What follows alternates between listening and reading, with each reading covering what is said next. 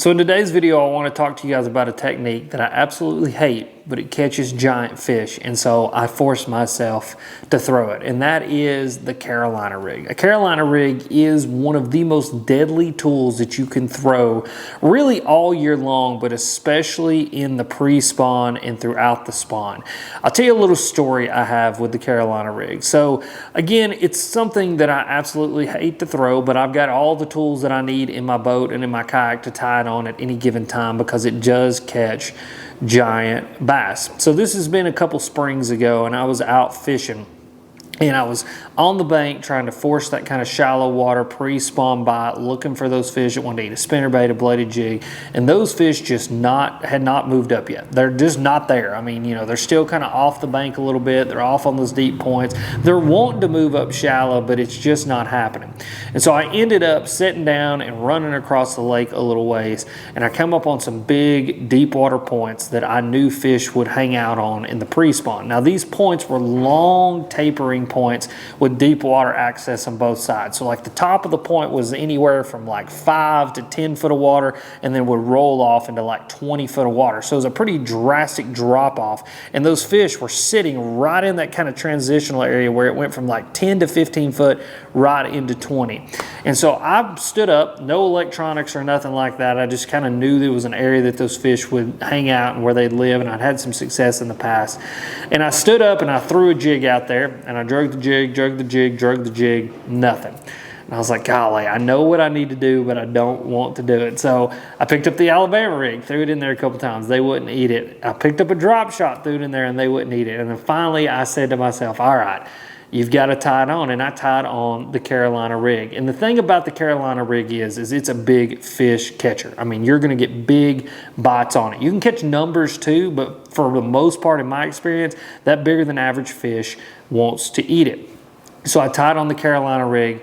First cast in there, I caught a fish that was nearly 4 pounds. And then I stood there and caught a 5-fish limit that went, I think, around like 17, 18 pounds or something like that, and just absolutely wrecked them throwing the Carolina rig. So why does it work so well? Well, I think it's one main thing. It's called weight bait separation. You've got to imagine you've got your Carolina rig weight here, and then you've got some leader line that runs out, and then you've got your bait out here. And what it allows that bait to do is have pretty much complete free range of motion. It can do whatever the water current wants it to do. You know, the only action that you really impart is when you drag that Carolina rig, and it'll just kind of move your plastic, and then your plastic just kind of gently starts to float down, or if you've got a floating plastic, it starts to float up, all of these different things. And so in my experience, and this is where I think the key came into me catching the fish on the Carolina rig that I did, I was throwing a floating plastic, something that didn't have much salt, if any salt at all in it. And what would happen is I would drag that thing,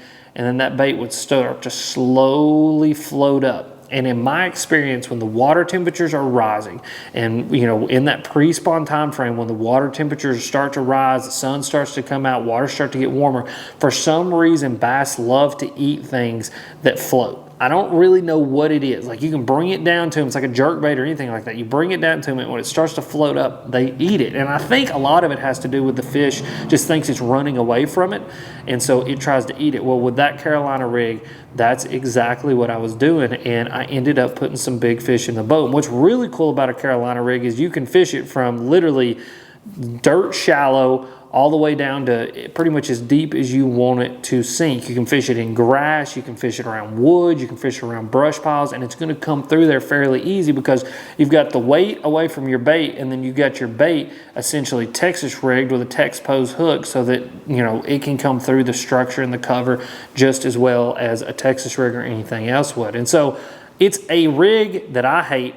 I don't like throwing it, but it catches big fish, and it's something that I think you guys should add to your arsenal as well.